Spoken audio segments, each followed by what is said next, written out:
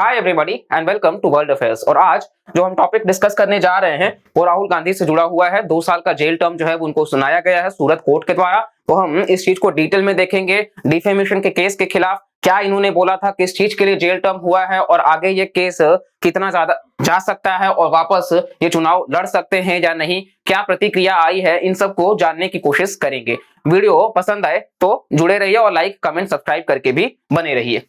तो ये आप देख सकते हैं आर्टिकल जहां पे कहा जा रहा है कि राहुल गांधी भारत इंडिया कांग्रेस लीडर जो है उनको जेल दिया गया है for Modi thieves remark. Actually इन्होंने ये कहा कि मोदी जो है वो चोर है। अब ये मोदी कौन चोर है इस चीज को हम समझते हैं।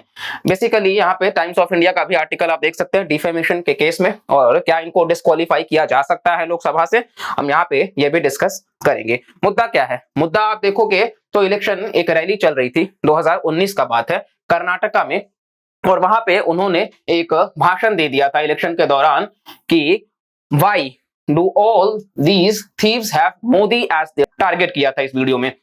इसके अलावा आप देखोगे यहाँ पे तो Gujarat Surat district court holds Congress MP Rahul Gandhi जो कि गिल्टी पाए गए हैं किसमें? क्रिमिनल डिफेमेशन केस में। इसको भी हम समझेंगे एग्जाम के पर्सपेक्टिव से कि डिफेमेशन सिविल और क्रिमिनल किस तरीके से होता है। साथ साथ में इनके खिलाफ में मोदी सरनेम रिमार्क को लेकर के कवर किया गया है।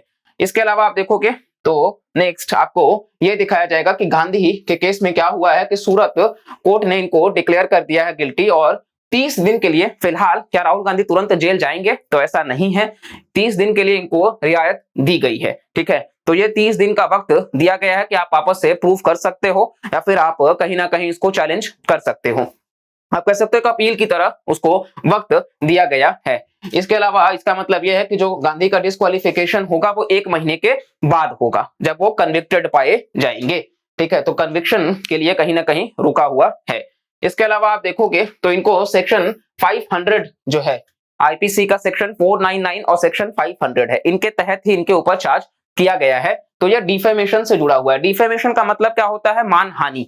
ठीक है, मान लीजिए आपको कोई गाली दे जाए, ठीक है, तो उस तरीके से या पूरे के पूरे उस कम्युनिटी को कोई गाली दे जाए तो फिर वो मानहानि का ही होता है और उस चीज को प्रूव करना, और यहाँ राहुल गांधी के केस में फिलहाल प्रूफ होता नजर आया है और ये आईपीसी का ही है। इसके अलावा आप देखोगे तो इंडिविजुअल जो डिफेम करता है उसको पनिश किया जा सकता है सिंपल इम्प्रिजनमेंट के लिए, जो कि एक्सटेंड होकर के 2 साल के लिए जा सकता है, और फाइन भी हो सकता है या दोनों हो सकता है। मतलब अगर डिफेमेशन का केस चल रहा है तो उसमें या तो 2 साल का सजा होगा या फिर फाइन होगा या दोनों होगा। ठीक है, हालांकि आप अगर देखोगे तो कोई इलेक्टेड रिप्रेजेंटेटिव अगर है तो उसको अगर सेंटेंस किया जाता है किसी भी ऑफेंस के लिए 2 साल या उससे ज्यादा का, तो ये रिप्रेजेंटेशन ऑफ पीपल्स एक्ट 1951 में मेंशन है एक क्लॉज कि उसको 3 महीने का गैप दिया जाएगा। ठीक है, मान लीजिए कोई सिटिंग, जैसे राहुल गांधी जो है वो वायानाड केरल कॉन्स्टिट्यूएंसी से वो हैं, यानी कि वो एमपी हैं, ठीक है, लोकसभा के, तो इस वजह से क्योंकि वो सिटिंग मेंबर है पार्लियामेंट के, इनको 3 महीने का टाइम ड्यूरेशन दिया जाएगा, और इस टाइम ड्यूरेशन के मध्यस्थता में ये कहीं ना कहीं मतलब बिफोर दैट इनको डिस्क्वालीफाई नहीं किया जा सकता, और 3 महीने का प्रोटेक्शन के बाद इनको जो डिस्क्वालीफाई किया जाएगा आप देखोगे तो फिर अगर वो प्रूफ हो जाता है वाकई सच है तो फिर 2 साल या उससे ज्यादा का हो जाएगा, और अगर 2 साल का होता है तो हमारे इलेक्शन कमीशन ने रूल्स बनाया है कि फिर उस इंसान का 6 साल तक के लिए वो भारत में चुनाव नहीं लड़ सकता है। और आप देखोगे इस चीज को अल्ट्रा वायर डिक्लेयर कर दिया गया था सुप्रीम कोर्ट के द्वारा लिली थॉमस केस में 2013 में, यानी कि 3 महीने का जो प्रोटेक्शन है वो डिस्क्वालिफिकेशन के खिलाफ, तो ये लिली थॉमस केस उससे। तो यहाँ पे जो कांग्रेस प्रेसिडेंट है इस वक्त, क्योंकि राहुल गांधी फॉर्मर प्रेसिडेंट अब है, इस वक्त कांग्रेस प्रेसिडेंट मल्लिकार्जुन खड़गे हैं, तो इन्होंने कहा है कि बेल तो मिल गया है और हमें शुरुआत से ही पता था कि जजेस जिस तरीके से बदले जा रहे थे, और हमें विश्वास है लॉ के ऊपर, जुडिशरी के ऊपर, और हम लड़ेंगे तब तक जब तक कि हम लॉ को बना रखे सकते हैं। कांग्रेस के प्रेसिडेंट ये हैं मल्लिकार्जुन खड़गे, और इन्होंने कहीं ना कहीं कुल मिलाकर के ये कि ये आगे चैलेंज करेंगे, ऐसा ये इनका मानना है डिफेमेशन के केस में। अब हम एग्जाम के पर्सपेक्टिव से देख लेते हैं सेक्शन 499 और सेक्शन 500 क्या है। तो सेक्शन डिफेमेशन एक ये है कि किसी तरीके से आप गलत अगर बोल रहे हो जिससे किसी दूसरे वाले के रेप्यूटेशन के ऊपर मतलब ठोस उसका इंपैक्ट पड़े। ठीक है, हम किसी तरीके से नेगेटिव किसी को बोल जाए और वो उसका एक गलत प्रभाव पड़े, और इस वजह से आप देखोगे तो डिफेमेशन जो है वो एक सिविल रॉन्ग है अपने आप में, मतलब एक नैतिक गलत है ये, और साथ साथ में क्रिमिनल ऑफेंस भी है, और डिपेंड करता है कि वो किस तरीके से है। मतलब अगर हमको बहुत लंबा किसी को परेशान करना है कि वो लीगल चक्कर काटता फिरे तो वो क्रिमिनल में आ जाएगा, और थोड़ा मोड़ा में सिविल में कवर होता है। देखिए सिविल रॉन्ग तब होता है जब एक रॉन्ग जो है वो रिड्रेस किया जाए, जैसे कि मॉनेटरी कंपेंसेशन सिर्फ पैसों के लिए। लेकिन क्रिमिनल लॉ का मतलब यह है कि फिर उसको जेल टर्म के साथ में, अगर सिविल होगा तो सिर्फ फाइन लगेगा, लेकिन क्योंकि क्रिमिनल है तो जेल भी होगा। इसके अलावा आप देखोगे तो क्रिमिनल केस में डिफेमेशन जो है वो एस्टैब्लिश किया जाता है अलग अलग तरीके से, और सेक्शन 499 की बात कर लेते हैं।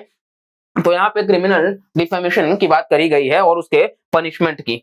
साथ साथ में आप सेक्शन 499 में देखोगे तो किसी तरीके से अगर हमने कोई शब्द बोले हैं या फिर हमने कुछ गलत पढ़ा हो, कोई गलत साइन भी इवन दिखाया हो, और अगर हम कुछ विजिबली कुछ गलत दिखा रहे हैं तो ये सेक्शन 499 में कवर होगा, और इसको पब्लिश या स्पोक किया जाएगा जब किसी के रेपुटेशन को हम डैमेज करना चाहते हैं। साथ साथ सेक्शन 500 यही है कि 2 साल तक का जेल टर्म और क्रिमिनल चार्जेस। मोटा मोटा अगर हम देखें तो हम कह सकते हैं कि हमारे भारत में तो आर्टिकल 19 जो है वो freedom of speech and expression की बात करता है, तो राहुल गांधी ने जो बोला वो तो आर्टिकल 19 का इस्तेमाल करके बोला। तो क्या हम इस चीज को मान सकते हैं कि आर्टिकल 19 का वायलेशन है? देखिए आर्टिकल 19 जो है वो महज इतना ही कहता है कि बिल्कुल freedom of speech and expression है, आप बोल सकते हैं, लेकिन आपके बोलने से किसी के ऊपर ठेस तो नहीं पहुंचना चाहिए ना। आपने पूरे के पूरे मोदी समाज के ऊपर जो है वो एक निशाना साधा, और यहाँ पे इस केस को जो चालू भी किया था वो भी एक बीजेपी के एमएलए ही थे, पुनीत मोदी। तो पुनीत मोदी जो थे बेसिकली उन्होंने इस चीज को चालू किया और वो सूरत कोर्ट लेकर के गए और उसका रिकॉर्ड था। तो यानी कि आपने सारे के सारे मोदी कम्युनिटी को ही टारगेट किया है, और इसलिए अगर आपके शब्दों से किसी को गलत भावना लगती है तो वो आप freedom of speech and expression का पार्ट नहीं मान सकते। हालांकि कन्विक्शन किस तरीके से इंपैक्ट करेगा, तो यहाँ पे अगर वो डिस्क्वालीफाई हो जाते हैं तो 2 ही कंडीशंस में। अगर पहला कि सेक्शन 8 क्लॉज 1 जो है रिप्रेजेंटेशन ऑफ पीपल्स एक्ट हमने देख लिया, जहां पे सेक्शन 153A इन तरीके के ऑफेंसेस की बात करता है, प्लेस ऑफ बर्थ, रेसिडेंस, ये सारी बातें। फिर सेक्शन 171E ब्राइबरी वगैरह, और 171F किसी के इन्फ्लुएंस से। आपको सेक्शन याद नहीं रखना है। और दूसरी बात है कि अगर वो मतलब 2 साल या उससे ज्यादा का तभी कंडीशन फुलफिल होगा, और अगर कोई एमपी को डिस्क्वालीफाई किया जाना है तो 2 साल या उससे ज्यादा का ये कंडीशंस फुलफिल होना पड़ेगा। नेक्स्ट अब हम देख सकते हैं कि ये सारी जो मोटी मोटी बातें थी फिलहाल के लिए आप देखोगे तो ये जाहिर सी बात है आगे बढ़ेंगे और अपने चार्जेस को लेकर के आगे चलेंगे। और अंतिम बात कहीं ना कहीं ये कही जा रही है कि राहुल गांधी जो हैं वो इस तरीके से अपना एक ट्वीट भी उन्होंने साझा किया था कि मेरा धर्म सत्य और अहिंसा पर आधारित है, सत्य मेरा भगवान है, अहिंसा उसे पाने का साधन। और ये महात्मा गांधी जी का स्लोगन बेसिकली, ये वो इंसान है जिनके ग्रेट ग्रैंडफादर जो है वो भारत के फर्स्ट और लॉन्गेस्ट अभी तक के सर्विंग प्राइम मिनिस्टर रह चुके हैं। ये वो इंसान है जिनकी दादी जो है वो भारत की पहली लेडी प्राइम मिनिस्टर, और ये वो इंसान है जिनके फादर जो हैं राजीव गांधी वो यंगेस्ट प्रधानमंत्री इस देश के।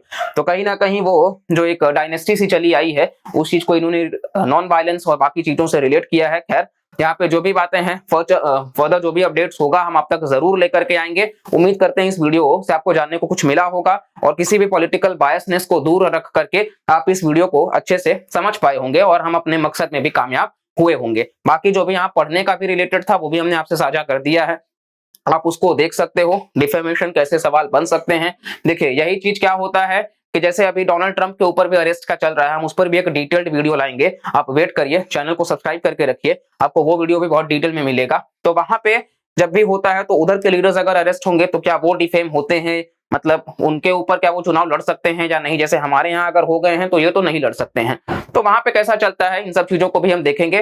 लेकिन इस बीच वीडियो पसंद आए तो लाइक करिएगा, कमेंट करिएगा और ज्यादा से ज्यादा कोशिश करिएगा कि हार्मनी मेंटेन करके चलिए, यहाँ पे किसी भी तरीके से पार्टीवाद मत करिएगा, और साथ साथ कमेंट करके जरूर बताइएगा और सब्सक्राइब करके रखिएगा। मिलते हैं अगले वीडियो में, तब तक के लिए bye bye, take care and जय हिंद।